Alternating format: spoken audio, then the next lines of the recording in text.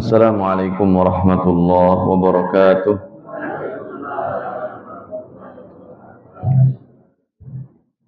Innal hamdalillah nahmaduhu wa nasta'inuhu wa nastaghfiruhu wa nastahdi wa natubu ilaihi wa na'udzu billahi min shururi anfusina wa sayyiati a'malina. Man yahdihillahu fala mudilla lahu wa man yudlil fala hadiya lahu. Asyhadu an la ilaha illallah wahdahu la syarika lah wa asyhadu anna Muhammadan abduhu wa rasuluhu la nabiyya wa la rasula ba'dah. Qala Allah ta'ala ya ayyuhalladzina amanu taqullaha haqqa tuqatih wa la tamutunna illa wa antum muslimun. Allahumma 'allimna ma jahilna wanfa'na bima 'allamtana wa zidna 'ilman ya rabbal alamin. Amma ba'd. Ma'asyiral muslimin wal muslimat rahimani wa rahimakumullah, para jamaah sekalian Masjid Darul Ulum yang semoga dirahmati Allah Subhanahu wa taala. Tidak ada kata yang pantas kita ucapkan untuk pagi hari ini kecuali pujian serta sanjungan yang kita haturkan kehadirat Allah Subhanahu wa taala yang telah melimpahkan kepada kita semua berbagai macam nikmatnya, terutama nikmat iman, nikmat sehat, dan juga nikmat hidayah taufik, sehingga kita bisa tergerak untuk menjawab seruan Allah Azza wa Jalla, menunaikan kewajiban kita sebagai seorang muslim dan muslimah, yaitu menunaikan sholat subuh dan dilakukan secara berjamaah. Salawat dan salam tak lupa kita sampaikan kepada junjungan Nabi kita yang mulia, Nabi Muhammad sallallahu alaihi wasallam, kepada keluarga beliau, para sahabat, dan kepada seluruh umat yang semoga senantiasa istiqamah dalam berpegang teguh terhadap sunnah-sunnah beliau hingga hari kiamat kelak.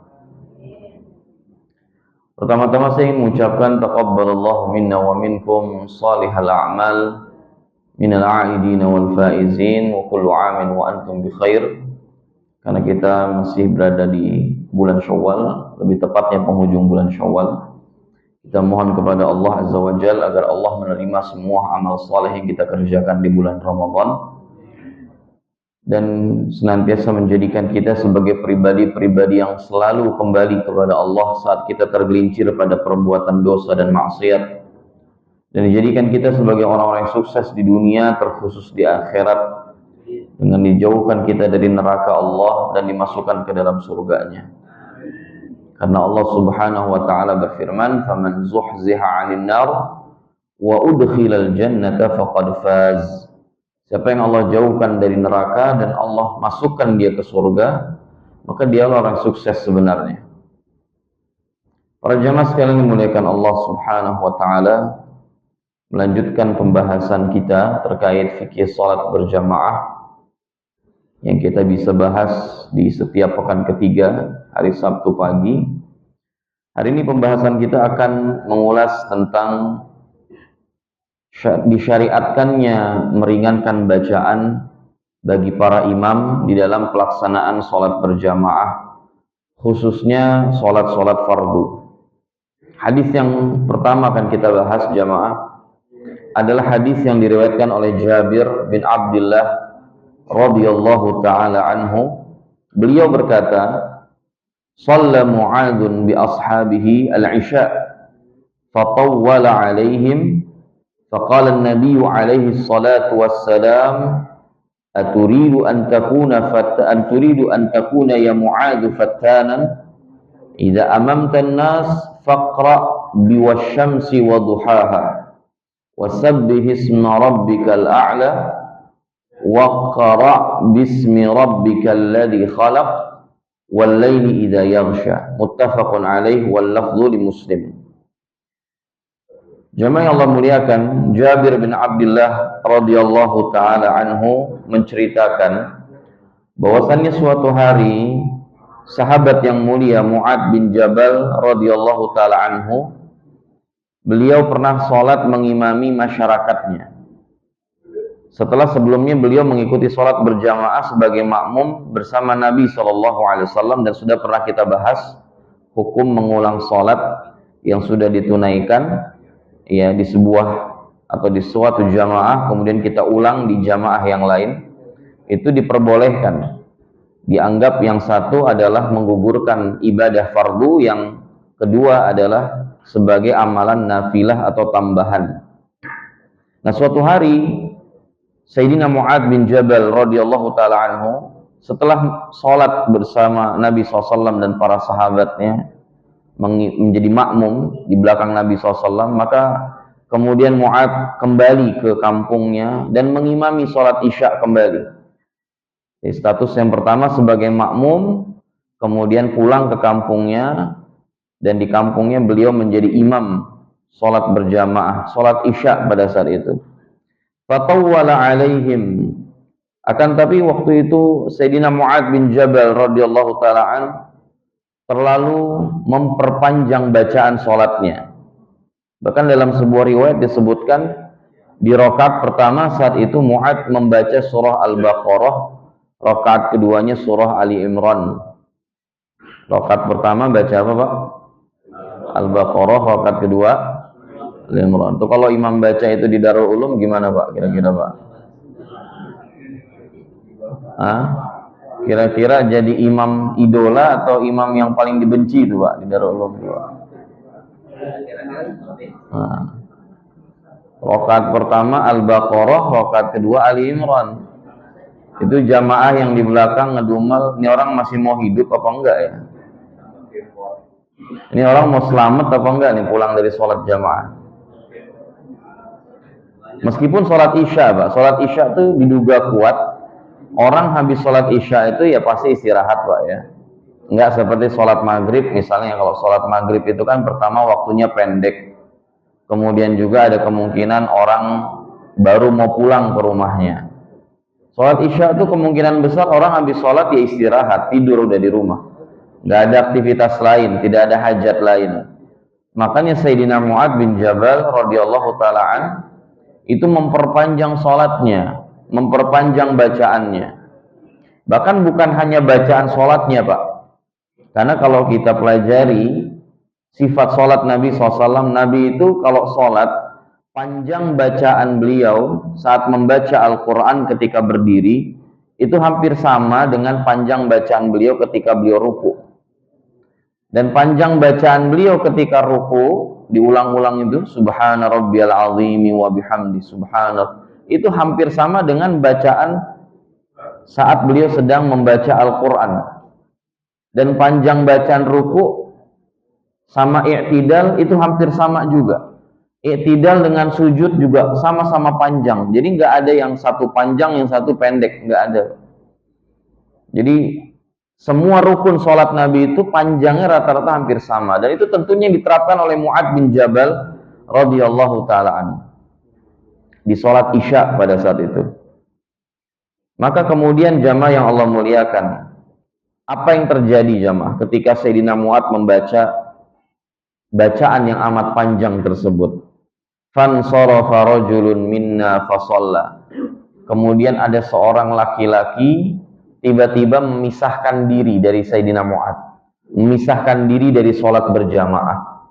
Dia sholat sendirian, dia tuntasin sendirian. Fa ukhbira Mu'ad anhu. Kemudian ada yang mengabarkan kepada Mu'ad bahwa ada laki-laki tadi bermakmum bersama beliau, kemudian meninggalkan beliau, sholat sendirian, menyelesaikan sholat sendirian. Faqal, maka kata Mu'ad, innahu munafiq. Itu bukan orang mukmin, itu orang munafik tuh. Jadi luar biasa, Pak, untuk ngetes orang itu mukmin atau munafik. Dulu diantara indikatornya itu kuat gak sholat berlama-lama bersama imam. Kalau nggak kuat, itu diduga. Sayyidina Mu'ad nggak menuduh, karena secara zahirnya orang munafik itu memang kata Allah, wa idza qamu ila sholati qamu kusala. Kalau mereka berdiri sholat tuh berdirinya malesnya luar biasa, berat untuk sholat berjamaah tuh. Pengennya yang cepet-cepet aja, pengennya yang instan, pengennya itu trikul aja. Nah itu kalau kita udah pengen trikul, Pak, itu udah mulai hati-hati itu, Pak. Pengen itu kalau imam-imamin tuh ya itu aja. Qul huwallahu ahad, qul a'udzu birabbil falaq, qul a'udzu birabbin nas. ntar besok itu lagi, lusa itu lagi, sholat maghrib itu, sholat subuh itu, sholat isya itu, udah. Memang jadi imam idola tuh, tapi jamaah di belakang itu langsung tertuduh munafik semua itu Pak. Di zaman Nabi SAW. Karena orang munafik tuh nggak suka sholat berlama-lama. Itu diantara indikatornya. Makanya Mu'ad tidak disalahkan sama Nabi dalam hal ini ketika melemparkan tuduhan nifak kepada laki-laki tersebut. Nabi nggak mengkritisi, Nabi nggak mengoreksi. Yang dikoreksi sama Nabi nanti masalah beliau ngimamin itu terlalu panjang. Tapi tuduhan nifak tersebut dibiarkan Nabi. Karena memang itu diantara karakteristik orang-orang munafik. Mereka sholat itu nggak kuat lama-lama. Bahkan mereka sebenarnya nggak niat sholat. Mereka sholat berjamaah itu hanya ingin menampakkan bahwa mereka ini mukmin juga. Padahal mereka menyimpan apa? Kekufuran di dalam hatinya. Nah, maka ketika Mu'ad dapat info, tadi ada jamaah yang memisahkan diri, satu orang, dan dia menyelesaikan sholatnya, kata Mu'ad, innahu munafik.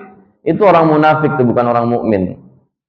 Falamma balagha dzalika ar-rajul dakhala ala Rasulillah sallallahu alaihi wasallam fa akhbarahu bima qala Mu'ad. Dan ketika orang yang tadi memisahkan diri ya sendirian sholat itu tahu Mu'ad bin Jabal menuduhnya sebagai seorang munafik, dia laporan sama Nabi, Pak. Dilaporkan apa yang dilakukan Mu'ad itu kepada Nabi SAW. Bukan melaporkan karena beliau dituduh munafik, tidak. Beliau melaporkan perihal sholat isya berjamaah yang waktu itu dipimpin Mu'ad, yang bacaan itu terlalu panjang. Maka apa kata Nabi SAW jamaah? Faqala lahu Nabi SAW. Maka Nabi SAW berkata kepada Mu'ad, Mu'ad dipanggil sama Nabi. Lalu Nabi mengatakan, aturidu an takuna fattanan ya Mu'ad. Wahai Mu'ad, apakah engkau hendak menjadi fitnah di tengah-tengah jamaahmu, wahai Mu'ad? Apakah engkau hendak membuat orang itu jadi nggak suka sholat berjamaah, wahai Mu'ad? Apakah engkau hendak menjadikan jamaahmu itu jadi malas untuk sholat? Karena dengan bacaanmu yang panjang itu, orang lama-lama akan enggan sholat berjamaah. Makanya kan tadi saya bilang, Pak, kalau di sini sholat isyaknya rakaat pertama Al-Baqarah, rakaat keduanya Ali Imran, semakin banyak atau semakin surut jamaah Darul Ulum ini? Nah, kalau semakin banyak luar biasa. Berarti saya menduga jangan-jangan nih para sahabat Nabi hidup lagi zaman ini. Karena secara logika, Pak, orang itu nanti Nabi akan jelaskan kenapa alasannya. Orang tuh nggak semua sama rata. Sebagian orang memang suka, Pak, sholat itu bacaannya panjang, suka. Sebagian orang mengeluhkan, kenapa? Sudah tua renta. Makanya imam tuh harus bisa screening gitu loh. Di belakang dia ini ada orang yang baru tobat, ada orang yang baru masuk Islam, ada aki-aki umur 80, ada aki-aki umur 70, yang umur 25 itu cuma 2-3 orang. Artinya mayoritasnya orang-orang tua semua. Itu di screening semua. Ada anak kecil mungkin.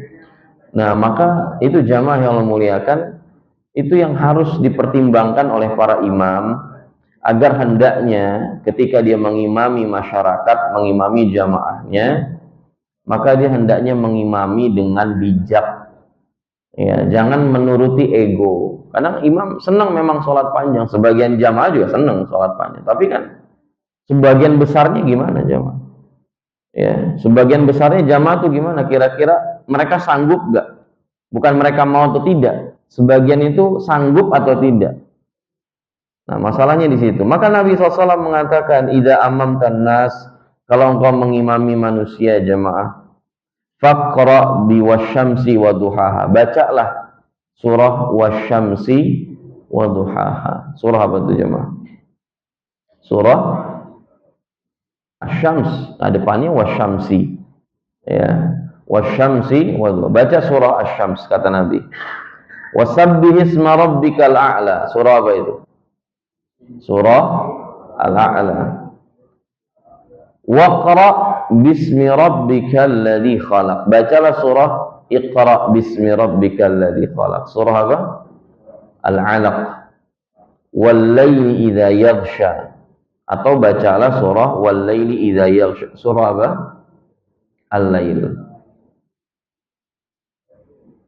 Jamaah yang Allah muliakan, dari hadis ini sebagian ulama ya berdalil man qala bi jawazi iqtida'il muftarid bil mutanaffil. Sebagian ulama berpendapat ya dibolehkannya seorang makmum yang sholat wajib niatnya itu bermakmum di belakang imam yang sholat sunnah.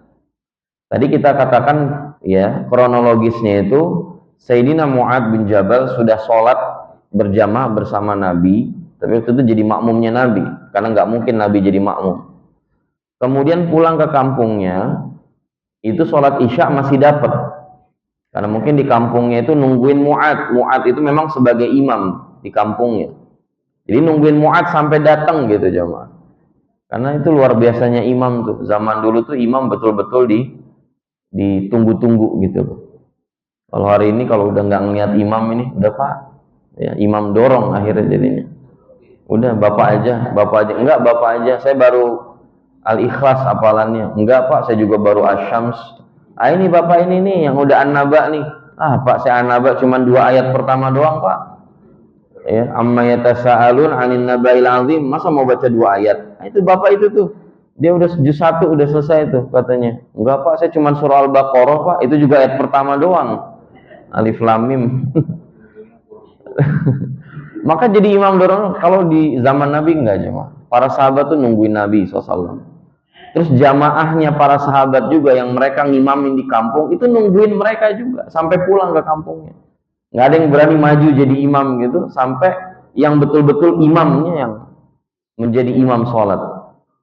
Maka pada saat itu kondisinya sebenarnya Mu'ad itu sudah sholat fardu bersama Nabi sholat isya, pulang ke kampung ngimamin masyarakatnya sholat isya juga di hari yang sama. Nah kata para ulama, sholat yang pertama tadi itu dinilai ibadah fardu, sholat yang kedua itu tambahan atau nafilah atau dianggap sholat sunnah. Nah artinya kata para ulama diperbolehkan seorang makmum itu ketika dia niat sholat fardu atau sholat wajib, dia berniat di belakang imam sholat wajib, imamnya sholat sunnah. Itu kadang-kadang kejadian juga tuh Pak, ketika ada jamaah nih, ada jamaah main tepok aja ya, misalnya ada jamaah ya kan, udah selesai sholat nih, sholat fardu, dia sholat sunnah ba'diyah umpamanya kan, ditepok aja dari belakang, dikiranya kuis apa ya. Itu jangan sembarangan nepok jemaah, ibu-ibu, bapak-bapak jangan sembarangan nepok ya. Kalau mau nepok pun pastikan dia itu memang seorang yang bagus dalam tata cara sholatnya, mengimaminya. Kadang sebagian kita tuh datang terlambat gitu kan, masbuknya tuh full, nggak dapat sholat sama sekali. Ya ada jamaah yang masbuk tapi masih dapat rokaat, dia nyusul, kita main tepok aja. Kata para ulama yang terbaik itu nungguin jamaah lain yang belum sholat berjamaah. Ya kalau nggak dapat baru mempertimbangkan itu. Nah jadi terkadang kita lagi sholat sunnah nih jamaah, ditepok sama orang. Itu nggak usah ngomong, Pak saya lagi sholat sunnah Pak. Nggak usah balik badan atau ngasih kode gitu, nggak perlu, lanjut aja sholat. Ya karena menurut sebagian ahli ilmu diantaranya pendapat Asy-Syafi'i rahimahullah ta'ala dan ashabnya, dan juga pendapat yang dipilih oleh al-imam Ibnu Qudamah dari mazhab Hambali, diperbolehkan seorang imam yang sholat sunnah mengimami makmum yang sholat fardu. Dan kronologisnya saya sampaikan tadi bahwa Sayyidina Mu'ad radhiyallahu ta'ala sebelumnya sudah sholat isya bersama Nabi SAW sebagai makmum, artinya sudah selesai itu menunaikan sholat fardu. Balik ke kampungnya, beliau mengimami jamaahnya, dihukumi sholat sunnah. Sebagian ulama menolak Pak. Jadi kalau nanti dengar pendapat yang mengatakan nggak boleh imam sholat sunnah, makmum sholat fardu, yaitu relax. Karena lagi-lagi ini masalah fikih, masalah ijtihadiyah itu masalahnya luas, jangan terlalu kaku. Kalau kita mau ngamalin mazhab yang pertama, monggo silahkan, artinya nggak ada masalah perbedaan niat antara imam dan makmum. Imam sholat fardu, kita sholat sunnah, atau imam sholat sunnah, kita sholat fardu. Imam sholat isya, kita sholat maghrib misalnya. Ya, imam misalnya adaan, kita qadhaan. Artinya perbedaan niat intinya antara makmum dengan imam. Sebagian ulama tidak mempermasalahkan itu. Ya, kenapa? Karena yang penting makmum ikutin gerakan sholatnya imam.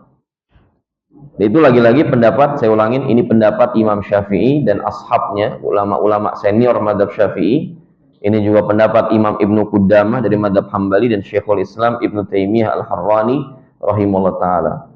Wa dhahaba akharun, sebagian ulama berpendapat la yajuz, tidak diperbolehkan adanya perbedaan niat antara imam dengan makmum. Artinya kalau imam sholat fardu niatnya, makmumnya juga harus sholat fardu niatnya. Imamnya sholat sunnah, makmumnya juga harus sholat sunnah. Imamnya sholat maghrib, ya makmumnya sholat maghrib niatnya. Nggak boleh terjadi perselisihan antara niat imam dan makmum. Menurut sebagian ulama, berlandaskan hadis yang pernah kita bahas juga, yang diriwayatkan oleh Abu Hurairah radhiyallahu taala an, innama ju'ilal imam liyu'tamma bih. Sesungguhnya imam itu dipilih untuk diikuti. Fala takhtalifu alaihi, jangan menyelisihi imam. Nah, kalimat jangan menyelisihi imam, sabda Nabi jangan menyelisihi imam, menurut sebagian ulama itu dalam hal niat pun jangan menyelisihi.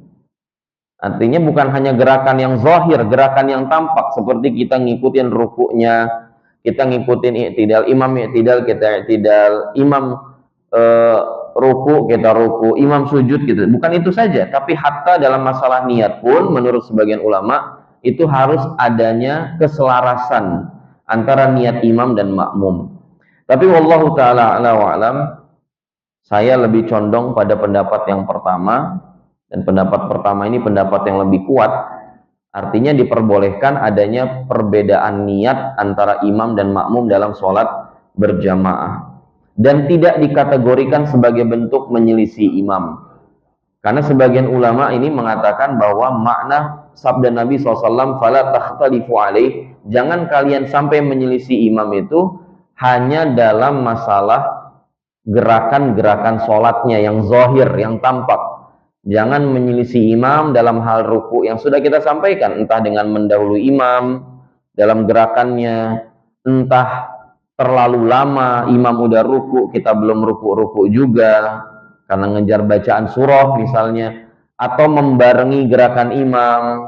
Nah, ini saja yang tidak diperkenankan. Tapi masalah perbedaan niat, menurut pendapat yang kuat, ini diperbolehkan dan tidak masalah, berlandaskan hadis Mu'adz bin Jabal radhiyallahu taala anhu tadi. Kemudian jamaah yang Allah muliakan, hadis ini juga menjadi dalil ala jawazi khurujil ma'mum minas salati li'udhrin. Bolehnya makmum keluar dari pelaksanaan sholat berjamaah kalau dia punya uzur. Bolehnya makmum keluar dari sholat berjamaah kalau dia punya uzur. Ka'an yutirul imam italatan za'idah anil masyru' tasyukku alal makmum. Semisal kasus Mu'adz ini, imamnya terlalu lama mengimaminya, terlalu panjang bacaan sholatnya, bacaan ayat Qur'annya, bacaan rukuknya, bacaan sujudnya, sehingga menyulitkan makmum. Nah, kapan kita dalam kondisi seperti ini jamaah? Tapi juga jangan suzon, karena sebagian makmum udah suzon duluan. Imam baru baca alif lam mim, ini berhenti di mana nih? Ini baca surah apa nih? Alif lam mim apa nih? Al-Baqarah apa Ali Imran? Santai dulu jamaah, sampai terlihatnya udah 30 ayat lewat, udah 40 ayat lewat. Ini saya sebenarnya ada hajat nih gini, nggak bisa nih sholat begini terus. Nah, itu boleh, kata para ulama, memisahkan diri dari imam, kemudian dia sholat sendirian. Walau kana al-uzru min umuri dunia, meskipun uzurnya dalam hal dunia, meskipun uzurnya masalah duniawi. Misal kita sedang ada transaksi, sedang ada meeting mungkin, itu nggak ada masalah. Kenapa jemaah? Lianna Nabi sallallahu alaihi wasallam alima bihali hadzal rajul wa lam yunkir alaih. Karena Nabi tahu kondisi orang yang memisahkan diri tadi dari jamaahnya Mu'adz bin Jabal. Itu dalam urusan dunia, dia nggak sakit, tidak. Apalagi kalau memang sakit, apalagi kalau memang sudah sudah tua, nggak bisa berdiri lama-lama misalnya, atau nggak bisa ruku terlalu lama, nah itu lebih ditekankan lagi gitu, lebih diperbolehkan lagi untuk keluar dari barisan sholat berjamaah, lalu kemudian dia selesaikan sholat sendirian, dan dia niatkan memutus sholat berjamaahnya bersama imam. Dia harus diniatkan memisahkan diri dari imamnya. Nah, itu diperbolehkan. Walau kana mithlu dzalika la yajuz la bayyanahu lahu li'anna al-maqam maqam bayan. Kalau nggak boleh memisahkan diri dari imam, pasti Nabi akan tegur juga laki-laki tadi yang dituduh munafik sama Mu'ad. Kamu nggak boleh kayak gitu juga. Kalau imamnya, kalau kamu udah masuk sholat berjamaah, ya harus terusin. Enggak, Nabi nggak tegur itu jemaah. Nabi nggak mengingkari. Sementara ini adalah periode wahyu. Kalau seandainya tidak diperbolehkan, pastilah Nabi menjelaskan, kata para ulama. Ketika Nabi mendiamkan, maka ini menunjukkan alal iqrar. Ini menunjukkan persetujuan Nabi SAW atas apa yang dilakukan laki-laki tersebut. Berarti Nabi memperbolehkannya. Dan Nabi tidak mengatakan bahwa itu hal yang keliru dalam praktek sholat berjamaah. Jadi kalau kita punya uzur jamaah, ibu-ibu misalnya, sholat subuh di Darul Ulum ini hampir sampai 5:30 misalnya. Sementara harus ke pasar, harus nyediain konsumsi misalnya, harus masak buat jualan, itu boleh. Memutuskan sholat berjamaah, sholat sendiri dan buru-buru. Tapi pertanyaannya, pernah nggak sholat subuh hampir 5:30 di sini? Enggak Bu, ya aman ya. Nah, imamnya di sini insya Allah pengertian, gitu. Memahami kondisi para jamaah. Gitu. Jadi itu penting, itu imam kayak gitu dipegang tuh rata-rata.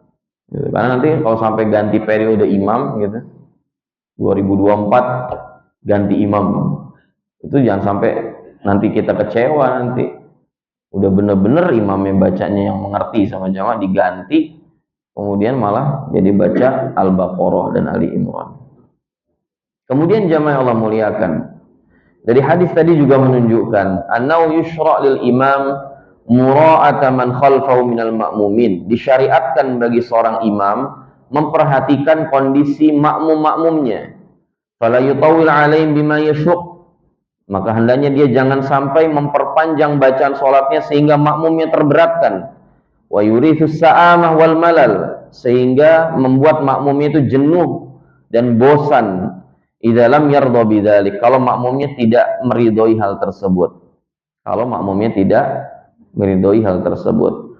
Wala yukhaffif takhfifan yukhilu bis shalah, tapi juga jangan sampai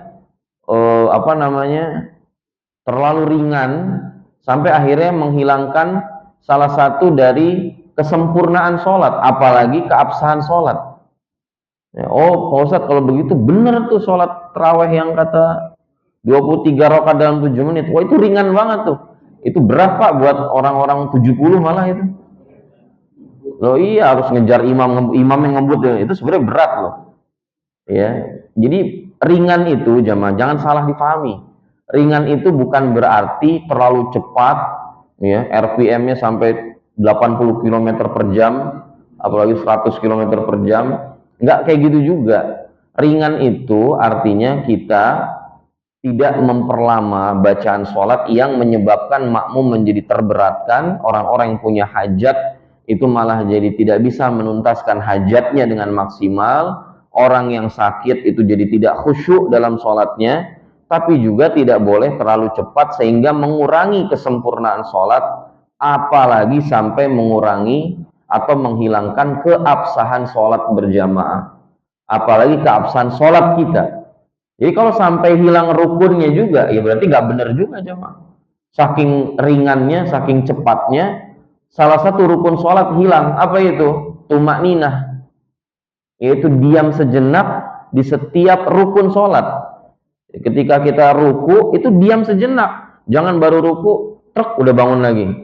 Baru itidal, udah truk gitu jadinya. Ini sholat apa ya jemaah? Itu kayaknya di Indonesia doang tuh pelopornya tuh. Memang gitu jamaah. Kata orang itu kalau mau viral, kencingin aja sumur Zam-Zam. Itu pasti viral. Di hari itu viral gampang. Medsos itu bisa tersebar dengan sangat cepat. Kalau mau viral, itu kan viral. Bukan cuma di Indonesia doang jamaah. Itu viral seluruh dunia. Dan yang jelek nama siapa jamaah? Ya negara kita, muslimin Indonesia yang jelek. Itu orang semuanya bakal nilai, nggak ada yang nilai bagus itu. Kecuali orang-orang jahil. Semua orang paham bahwa tumaknina itu rukun sholat. Silakan dibuka matan Abu Syuja dari fikih Syafi'i atau fikih Hambali, rukun sholat itu diantara tumakninah. Diajarin sama Nabi, orang sholatnya cepat-cepat disuruh ulang lagi sama Nabi. Dan ternyata yang hilang adalah tumakninahnya dalam sholat. Udah lagi-lagi diantara efeknya udah capek sholat, ngebut, ya RPM 200 km per jam, udah gitu nggak dinilai oleh Allah, tidak diterima oleh Allah Azza wa Jalla. Ini kan rugi jemaah, rugi dunia, rugi akhirat. Maka jemaah Allah muliakan, ini yang dimaksud oleh Nabi SAW. Ya, jangan sampai seseorang itu terlalu mempercepat sholatnya sehingga mengurangi kesempurnaan sholat. Rukuknya cepet sih, tapi cepetnya itu mengurangi kesempurnaan sholat. Bahkan tadi rukun sholatnya nggak dapat tumakninah. Maka ringankan, kata para ulama, ya minimal lah kadar bacaan subhana rabbiyal azimi wa bihamdi 1 kali, tapi dengan tartil. Atau sebagian ulama mengatakan 3 kali, subhana rabbiyal azim, subhana rabbiyal azim, subhanallah. Nah, itu tumakninah tuh. Itu kadar minimum tumakninah. Kalau begitu nggak ada masalah, ringan. Artinya tuh maksudnya kata Nabi, jangan memperpanjang sholat tuh, jangan subhana rabbiyal azim dibaca 100 kali ketika rukuk, subhana rabbiyal azim sampai nyungsep jamaah. Loh iya, coba aja usia 80 antum bikin kayak begitu, ya bagus nggak nyungsep gitu. Atau pakai airbag aja Pak Ustaz depannya, ya, sama aja jamaah. Memberatkan orang itu nggak boleh dalam sholat, kecuali ini kesepakatan para jamaah. Misal lingkungan pesantren, anak-anak muda semua yang sholat, kuat-kuat semua.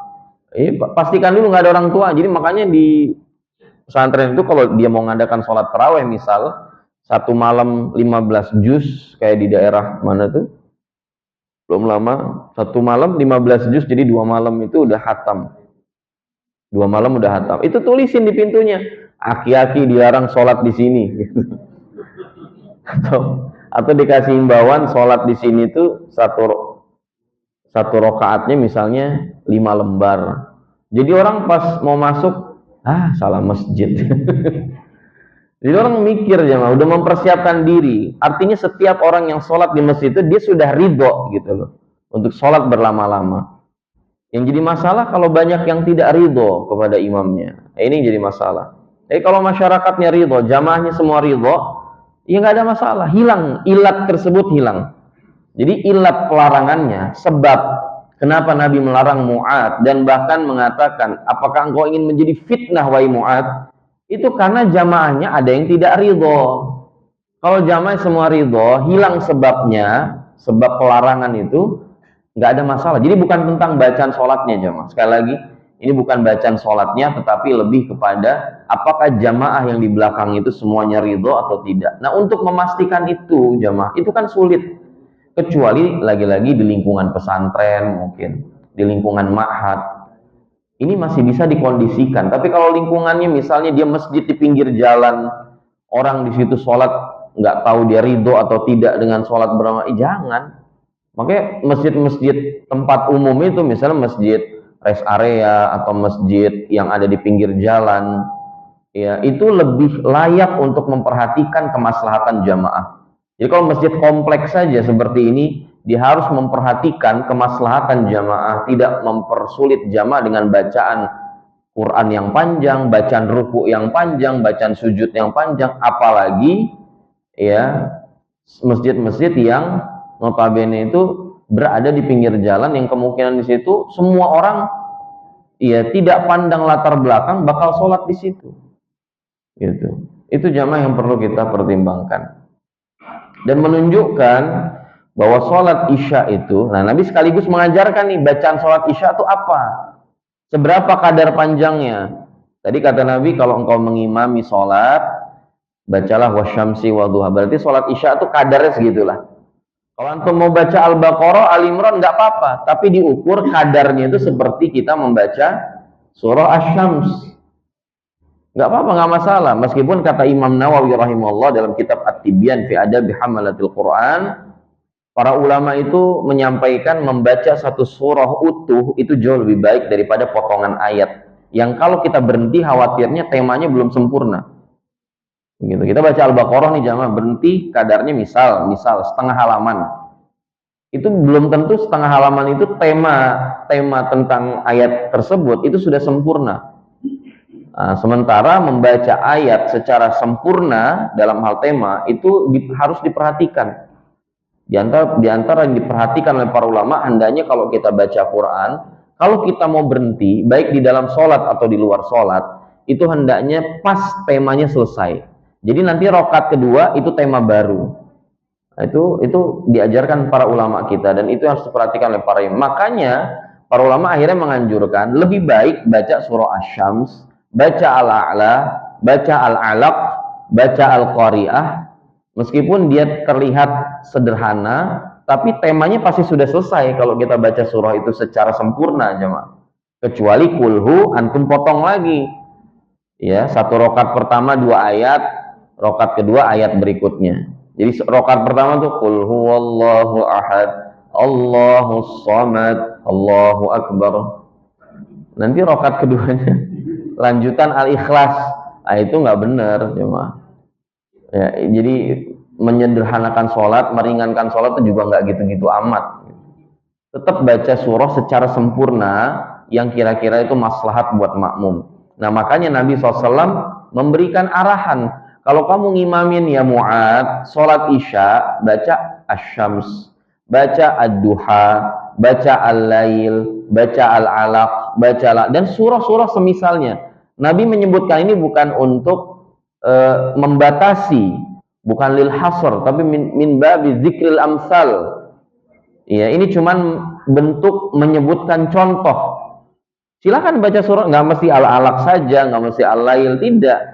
Baca surah-surah lain yang kadarnya itu seperti Al-A'la, seperti Al-Alaq, seperti Asy-Syams dan seperti Al-Lail. Itu maksud Nabi Shallallahu Alaihi Wasallam. Nah, kemudian jamaah yang Allah muliakan, hadis yang berikutnya, hadis yang diriwayatkan oleh Abu Hurairah radhiyallahu taala, ini lebih detail lagi jamaah. Masalah meringankan bacaan bagi imam saat mengimami sholat berjamaah, khusus sholat fardu. Diriwayatkan oleh Abu Hurairah radhiyallahu taala anna Nabi sallallahu alaihi wasallam qala, bahwa Nabi SAW bersabda, idza amma ahadukumun nas falyukhaffif.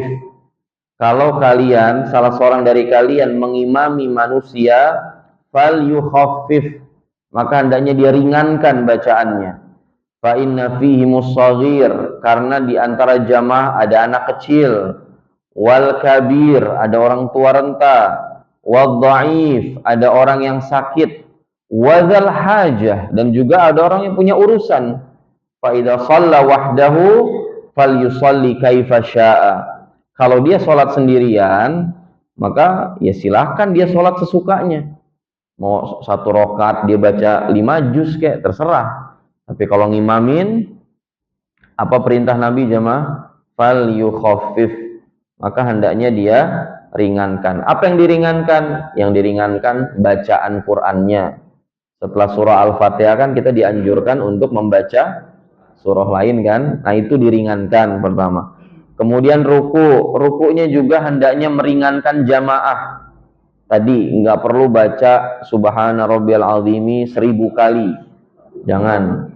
Kemudian i'tidal, sami Allahu liman hamidah, Rabbana walakal hamd, itu kan boleh diulang-ulang jamaah.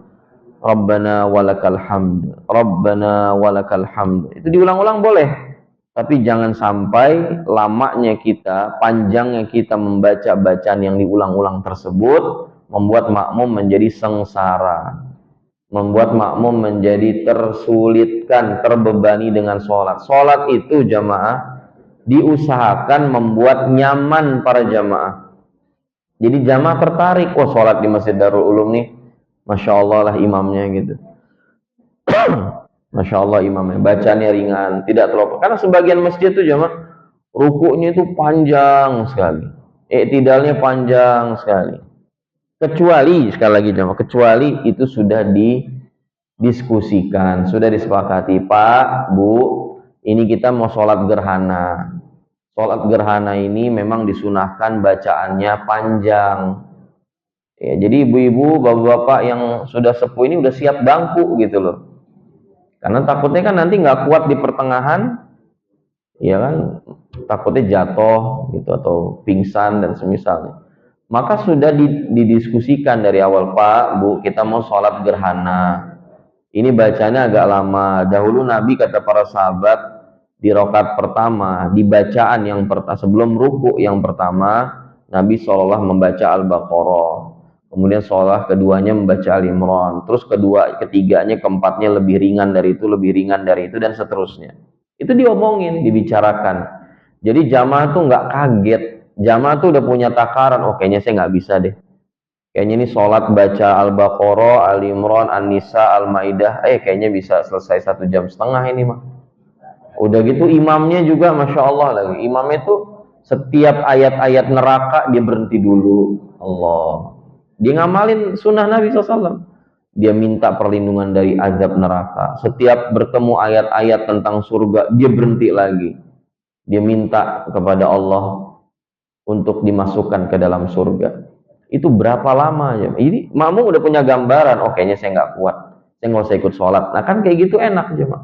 Jadi yang sholat itu memang benar-benar yang siap dengan bacaan yang panjang, rukunya panjang, sujudnya, dan memang seperti itu sholat gerhana, begitu. Makanya jamaah Allah muliakan, kalau tidak didiskusikan terlebih dahulu, tidak dibicarakan, tiba-tiba imam sholat baca panjang, ini nanti akan menyulitkan jamaah, justru malah menjadi fitnah bagi jamaah. Fitnah dalam hal ini maksudnya apa? Membuat jamaah itu jadi anti sholat. Nanti ada gerakan nih di KPAD, gerakan anti sholat berjamaah. Apa nggak ngeri itu jamaah? Ya, gerakan anti sholat di Darul Ulum. Jangan sholat di situ, panjangan bacaannya. Jangan. Kita tuh pengen yang belum jamaah itu ikut jamaah sama kita. Yang belum tertarik supaya mau datang sholat berjamaah. Yang sudah berjamaah kita tahan, kita bikin nyaman. Bukan malah yang sudah berjamaah malah kabur. Yang belum jamaah ya malah nggak mau lah. Itu inti dari pembahasan kita pada kesempatan kali ini. Membuat bagaimana jamaah itu sholat itu dengan nyaman. Dia bisa meresapi bacaan per bacaan. Memang bacaan cuma ad-duha, tapi ad-duhanya itu berkualitas. Bacaan cuma asyams, tapi asyamsnya berkualitas. Bacaan cuma al-lail, tapi al-lailnya berkualitas. Itu beda jemaah. Coba rasakan juga, kita betul-betul dengan penghayatan, tadabbur, ya, menyelami kandungannya. Itu beda. Dirasakan sama jamaah pun beda rasanya. Dengan yang cuma sekedar lewat. Maka yang diringankan pertama bacaan Qur'annya, yang kedua bacaan rukuknya, yang ketiga bacaan sujudnya, dan bacaan-bacaan yang lain yang ada di dalam sholat berjamaah. Nah, maka jamaah yang Allah muliakan, hadis ini jelas menunjukkan annal imam ma'murun bi an yukhaffifas shalah bin nas mura'atan lidzawil a'dzar. Hadis ini menunjukkan bahwa para imam hendaknya meringankan bacaan sholat untuk para jamaahnya dan memperhatikan kondisi orang-orang yang punya uzur tadi. Wa dzalika li alla yashqa 'ala man wara'ah. Yang demikian agar orang-orang yang di belakangnya tidak terberatkan, tidak terbebani dengan sholatnya. Fa inna wara'ahu dha'if al-bayyinah, karena sebagian makmumnya itu ada yang lemah di sini, sakit. Wa sahibul hajah, atau orang yang punya hajat. Kalau orang tua kelihatan pas di screening jamaah. Anak kecil itu kelihatan. Orang sakit ya bisa jadi kelihatan, bisa jadi enggak. Tapi orang yang punya urusan, gimana kita bisa ngecek jemaah? Kalau kita nggak infokan terlebih dahulu, maka kita nggak akan bisa tahu jemaah. Ada makmum yang merasa kapok sholat di belakang kita. Tapi kalau kita sudah infokan, yang punya urusan pun paham. Ini masalah yang punya urusan nggak kelihatan. Orang tua kan kelihatan. Ya ini usia 80, 90, kayaknya saya nggak mungkin baca surah yang panjang-panjang. Oh ada anak kecil. Anak kecil itu berapa lama sih khusyuk sholat jemaah? Anak kecil tuh yang paling susah itu apa? Bertahan khusyuk. Kalau anak kecil bertahan khusyuk 5 menit aja itu udah hebat banget. 6 menit pertama khusyuk, menit kedua udah mulai goleng-goleng kepalanya. Menit ketiga udah mulai kakinya main-main karpet. Menit keempat ada temannya ricuh di belakang. Menit kelima keluar dia dari masjid. Jadi untuk memperhatikan hal tersebut jemaah, itu butuh betul-betul kebijaksanaan dari seorang imam. Dia lihat siapa aja jamaahnya dan sehingga dia bisa menentukan surah apa yang dia baca. Jadi enggak mentang-mentang imam maju kemudian baca sesuka dia. Lah. Ini bukan arahan dan bimbingan Nabi kita Muhammad sallallahu alaihi wasallam. Kata Umar bin Khattab radhiyallahu taala an, la tubaghidullaha ila ibadi. Jangan kalian membuat Allah itu murka kepada hamba-hambanya. Yakunu ahadukum imaman fayutawwil 'alal qaumis shalah, yaitu dengan cara salah seorang dari kalian menjadi imam lalu kemudian dia mengimami manusia dengan bacaan yang panjang sekali di dalam salat, hatta yubghidha ilaihim, sehingga Allah Subhanahu wa ta'ala sehingga makmumnya itu benci sama dia, benci sama sholat, yang akhirnya Allah benci sama jamaah tersebut. Jadi ini siklus jamaah, mata rantai yang harus segera diputus. Ketika imam sholat lama, makmum benci sama imam atau benci sama sholat. Ketika orang benci sama sholat, ya Allah murka sama orang tersebut. Jadi maksudnya itu, jangan sampai kalian itu menyebabkan orang lain dimurkai oleh Allah, bahkan dalam praktek ibadah. Jadi ketika Anda mengimami lama, orang jadi nggak mau sholat, dan Allah murka sama orang yang nggak mau sholat. Itu maksud Sayyidina Umar ibn Khattab radhiyallahu ta'ala. Karenanya Al-Imam Ibnu Abdul Bar mengatakan, la a'lamu baina ahli ilmi khilafan fi istihbabit takhfif likulli man amma qauman.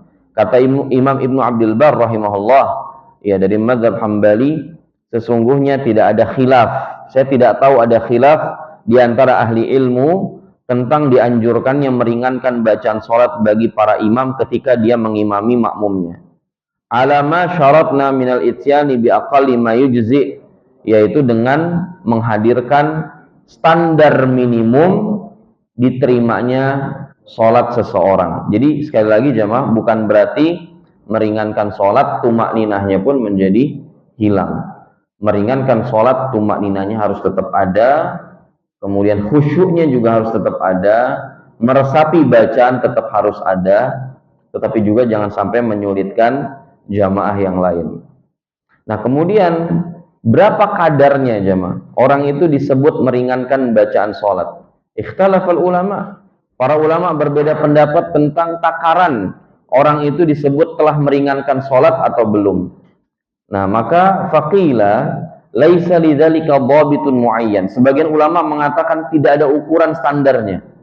Karena Nabi nggak menetapkan standarisasi. Nabi cuma menetapkan contoh tadi itu. Al-lail, asyams, al-a'la, al-alaq, itu cuma contoh, sampel. Tapi Nabi nggak menentukan, kamu harus baca ini ya sholat isya, enggak. Jadi sehingga kadar bacaan pun, kadar bacaan meringankan jamaah, itu akhirnya diperdebatkan oleh para ulama. Sebagian mengatakan tidak ada kadarnya, ya, karena dia amrun nisbi, dia perkara yang tidak bisa ditaksir. Ya, meringankan bacaan sholat itu nggak bisa ditaksir, sama kayak tumak ninah, kira-kira segini. Nah begitu, itu perkara yang tidak bisa ditaksir. Karenanya jemaah, ya, perkara seperti ini hendaknya dikembalikan kepada uruf. Kira-kira jamaah itu standarnya berapa dia kuat lama sholat. Nah itu yang akan digunakan di dalam sholat berjamaah. Baik, sampai sini jamaah yang Allah muliakan. Mungkin ada pertanyaan yang ingin di-sharing atau ingin diskusi. Saya persilahkan jamaah, faliyatafadhal.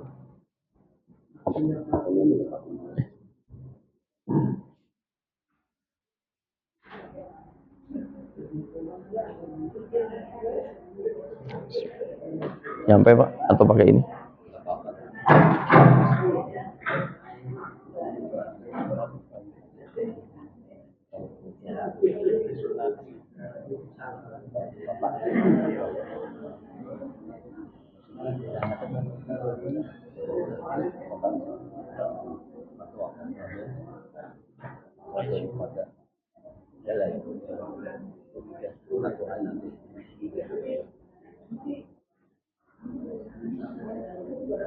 Assalamualaikum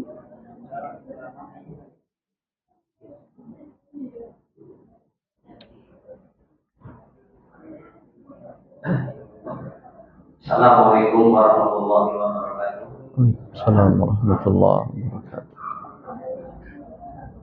Saya akan bertanya karena saya biasanya suruh orang tanya, saya mau tanya dulu pada Pak Ustaz. Kemudian pertanyaan saya ini bisa mewakili. Yang pertama adalah tadi Mu'adz bin Jabal telah menjadi makmumnya Nabi sholat Isya. Setelah pulang kampung, orang-orang masih nungguin Imam Mu'adz bin Jabal ini. Yang saya tanyakan adalah Jabal ini pada waktu menjadi imam itu sholatnya sholat apa? Karena kalau sholat misalnya sholat sunnah, setahu saya itu 4 rakaat itu tidak pakai tahiyat awal di sini. Kalau misalnya sholat sunnahnya Isya yang pakai tahiyat awal dan akhir itu ya sunnah apa? Mohon untuk dijelaskan. Yang intinya adalah Mu'adz bin Jabal itu menjadi imam di kampung itu, sholat Isya itu niatnya sholat apa? Karena sudah sholat sama Nabi, tentunya sholat Isyanya kan wajibnya. Nah, yang pertama itu adalah sholat sunnah apa yang dilakukan Mu'adz bin Jabal. Yang kedua adalah karena jamaah sini itu suka beres Al-Quran muslim membaca, itu kemungkinan jamaah kita itu rata-rata belum tahu arti daripada ayat suci Al-Quran itu. Apakah suatu tanda ain itu sudah satu tema atau belum? Karena kebanyakan jamaah kita ini itu membacanya nunggu sampai satu ain minimalnya seperti itu. Apa satu tanda ain itu merupakan satu tema atau bukan? Nah, itu ada 2 pertanyaan dari saya sementara itu.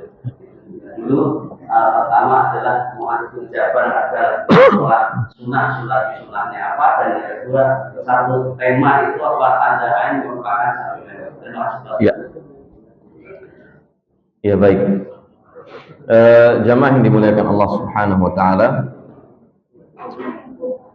Kalau masih ingat dulu saya pernah menjelaskan hadis yang diriwayatkan oleh Zaid bin Al-Aswad radhiyallahu an. Ada 2 orang laki-laki, dia di Masjid Nabawi duduk-duduk dan gak ikut sholat dia sama Nabi SAW dan para sahabatnya. Kemudian ketika selesai sholat, dan Nabi itu diantara kelebihannya Nabi tahu apa yang terjadi di belakang beliau. Dan Nabi tahu 2 orang laki-laki ini gak sholat gitu. Kemudian Nabi samperin 2 laki-laki ini dan Nabi tabayyun. Kata Nabi SAW, "Ma mana'akuma an tusalliya ma'ana?"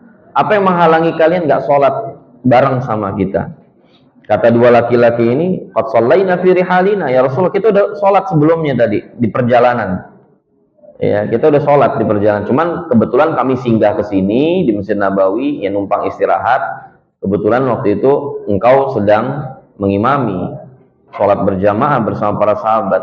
Apa kata Nabi SAW? "Fala taf'ala." Jangan kau ulangi hal tersebut. "Idza shallaitum fi rihalikum thumma adraktul imam wa lam yusalli fa yusalliya ma'ahu fa innahu lakumun nafilah." Kata Nabi SAW, jangan diulangin kayak begitu. Kalau kamu udah sholat pun kemudian datang ke jamaah yang kedua, tetap ikut sholat. Kenapa? Karena sholatmu yang pertama itu dianggap sudah menggugurkan kewajiban, sholat yang kedua ini dianggap sunnah, gitu loh.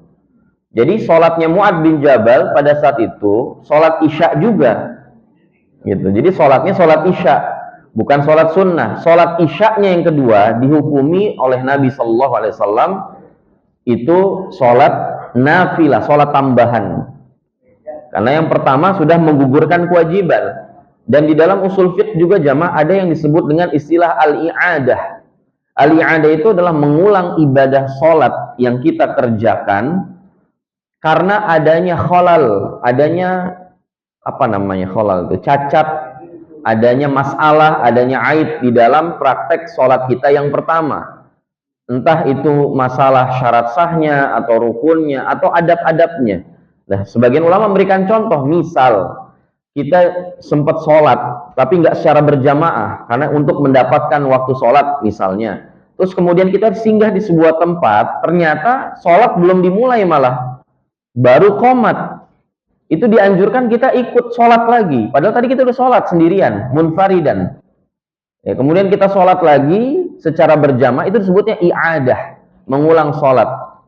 Nah, itu dibolehkan jika memang ada uzur. Uzurnya apa? Ada kelebihan di sholat yang kedua, tidak ada di sholat yang pertama, yang sholat menggugurkan tadi. Nah, di antaranya kasus di mana misal kita doang imam yang kompeten. Misalnya kita imam kompeten di Darul Ulum, bukan Darul Ulum, di KPAD bahkan. Kita punya jadwal ngimamin tetap di Darul Ulum, tapi ada masjid lain yang minta. Jadi dia nungguin kita lagi. Masjid siapa namanya? Nurul Huda apa kalau nggak salah, di sini ada juga ya. Masjid depan nungguin kita juga ngimamin sholat Isya. Belum mulai itu sampai Isya di sini selesai. Kan Isya lapang tuh ya. Maka kita ke sono sebagai imam lagi. Itu nggak masalah, jemaah. Nah, sholat yang di sini dianggap menggugurkan yang fardu, di sana dianggapnya nafilah, tambahan, bonus. Nah, maka akhirnya para ulama menyimpulkan bolehnya berbeda niat antara imam dan makmum. Imamnya dianggap sholat sunnah karena fardunya sudah tadi, makmumnya sholat fardu. Dan akhirnya merembet, dikiaskan kemana-mana dalam masalah perbedaan niat. Dibolehkan juga imamnya sholat adaan, makmumnya qadaan. Kan bisa jadi begitu jemaah. Kita ini misal qadarullah, ini nggak rutin gitu. Maghrib kita lewat kehabisan, imamnya sholat isya. Maka di dalam pendapat jumhur ulama termasuk Syafi'iyah, itu sholatnya harus runut gitu. Jadi nggak bisa kita tiba-tiba masuk masjid ikut sholat isya sementara sholat maghribnya belum. Maka sholat maghrib berjamaah bersama imam yang sholat isya dan makmum lain yang sedang sholat isya juga sebenarnya. Nah, dia sholat 4 rakaat, kita 3 rakaat.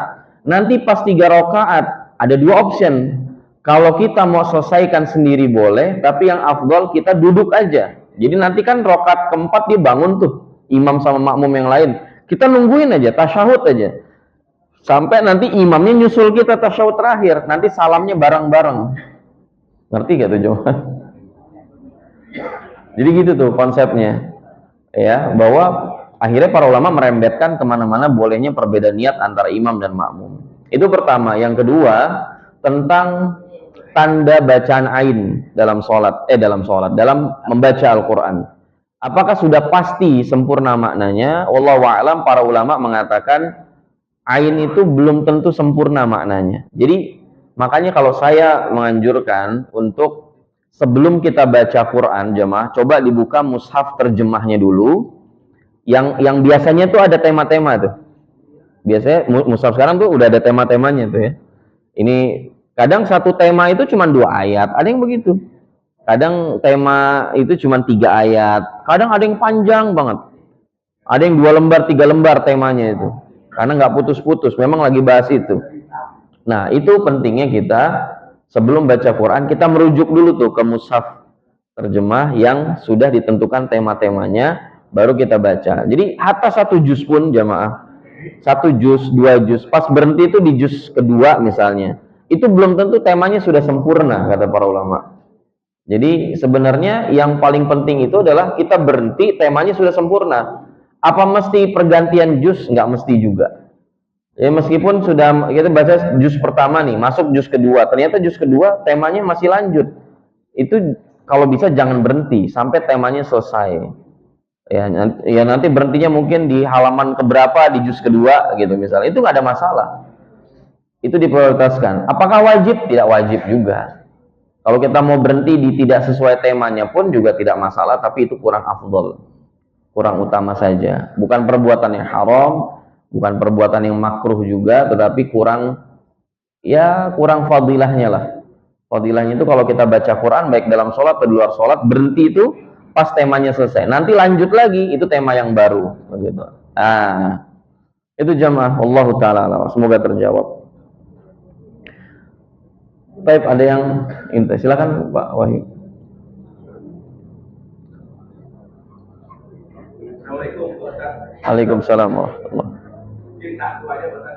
Kita kan tiap hari Jumat di dalam ini kan pakai sholat Jumat. Jumat yang di zaman dulu. Nah, pertama sajadah, kedua ayat ibadah. Oh, sholat subuh. Iya. Kami hanya Jumat saja. Iya. Orang tua ya teman-teman aja orang tua, tapi bagian muda yang sudah yang orang kerja ada poin-poin dan sebagainya ini. Orang Ustaz bagaimana nih? Sholat saja saya ajukan tidak rutin. Iya. Terima kasih. Iya, terima kasih Pak. Kita tahu Pak, bahwa hal tersebut tidak hanya terjadi di zaman kita ya, bahwa ini juga kemungkinan terjadi di masa Nabi, di masa sahabat, yang mereka merutinkan membaca surah As-Sajdah di rakaat pertama, Al-Insan di rakaat kedua.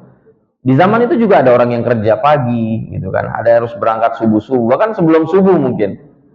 Artinya kondisi itu pun ada di zaman tersebut, bukan hanya di zaman kita. Orang itu harus nguber, segera pergi pagi-pagi kalau bisa, habis subuh langsung. Tapi mereka bisa merutinkan hal tersebut. Ini tinggal kesepakatan kita, Pak. Kalau kesepakatan kita, dan nggak mesti kesepakatan semua orang, ini ketetapan DKM umpamanya, menetapkan, dan yang lain mayoritas ridho, cuman segelintir. Nah, segelintir ini hendaknya dia, khusus Jumat ya, subuh Jumat, dia cari masjid lain yang bacanya ringan. Ini kenapa? Sebaiknya masjid itu jangan sama rata bacanya. Kalau bisa tuh ada satu masjid yang memang bacanya agak lumayan panjang, ada yang sedang, ada yang ringkas, begitu loh. Jadi jamaah ini dia tahu kalau dia lagi butuh, ada hajat yang harus segera diselesaikan, oh dia sholat di masjid ini. Oh saya harus pagi-pagi nih, oh saya sholat di masjid yang itu aja deh, karena sholat di sini. Bukan berarti kita harus membenci tata cara pelaksanaan sholat berjamaah di masjid ini yang mungkin bagi dia penilaian dia terlalu lama, karena bisa jadi begitu jamaah. Bisa jadi itu sudah kita sederhanakan juga, bagi orang masih kelamaan. Nah, itu sih urusan pribadi dia gitu loh. Ya kan? Ketika kita sudah sepakati, udah Pak, nggak ada masalah ya, kita rutinkan Al-Insan rakaat pertama, ini sunnah Nabi SAW, dan Nabi pun merutinkan, meskipun tidak mesti itu, kadang-kadang Nabi baca yang lain juga iya gitu. Tapi Nabi mayoritas membaca Al-Insan dan As-Sajdah di sholat subuh hari Jumat. Nah, bagi jamaah yang lain yang berkepentingan, mungkin bisa sholat di rumah khusus hari itu ya, atau sholat cari di masjid lain yang lebih ringkas. Nah, itu sekali lagi kenapa penting untuk mengkoordinasikan dengan masjid-masjid yang ada di komplek tersebut, gitu. Adanya forum silaturahim antar masjid di sebuah komplek supaya jamaahnya bisa terfasilitasi semuanya. Allah Ta'ala alam itu Pak ya. Jadi tetap diamalkan sunnahnya Pak, tetap diamalkan sunnahnya bagi yang punya kepentingan, dan ini kan nggak banyak orang ya, mungkin cuma berapa orang ya. Baik. Jamaah yang dimuliakan Allah Subhanahu Wa Ta'ala, saya pikir cukup sekian kajian kita. Sebelum kita tutup, kita berdoa kepada Allah Azza wa Jalla di momen berkah ini. Doakan kebaikan untuk kita semua yang hadir dan untuk para jamaah yang belum bisa hadir atau yang sedang sakit, terkhusus jamaah kita mertua dari Mas Gala, yaitu Bapak Tukidi dan Ibu Sunarni, agar beliau segera diberikan kesembuhan oleh Allah Subhanahu wa Ta'ala. Dan begitu juga saudara-saudara kita semua yang lain yang sedang sakit hari ini, termasuk anak saya juga sebenarnya udah 9 hari ini kondisinya drop banget. Mudah-mudahan semua kaum muslimin yang sedang sakit hari ini diberikan kesembuhan oleh Allah, diberikan kesehatan kembali, diberikan kemudahan untuk beraktivitas dan beribadah kepada Allah Azza wa Jalla. Astaghfirullahaladzim, astaghfirullahaladzim, astaghfirullahaladzim. Alhamdulillahirabbil alamin, hamdan syakirin, hamdan na'imin, hamdan yuwafi ni'amahu wa yukafi'u mazidah.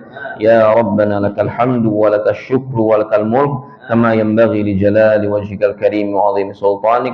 Allahumma shalli ala Muhammad wa ala ali Muhammad kama shallaita ala Ibrahim wa ala ali Ibrahim, wa barik ala Muhammad wa ala ali Muhammad kama barakta ala Ibrahim wa ala ali Ibrahim innaka Hamidum Majid. Allahumma ighfir lil muslimina wal muslimat wal mu'minina wal mu'minat al ahya'i minhum wal amwat innaka qaribun mujibud da'wat fa ya qadiyal hajat.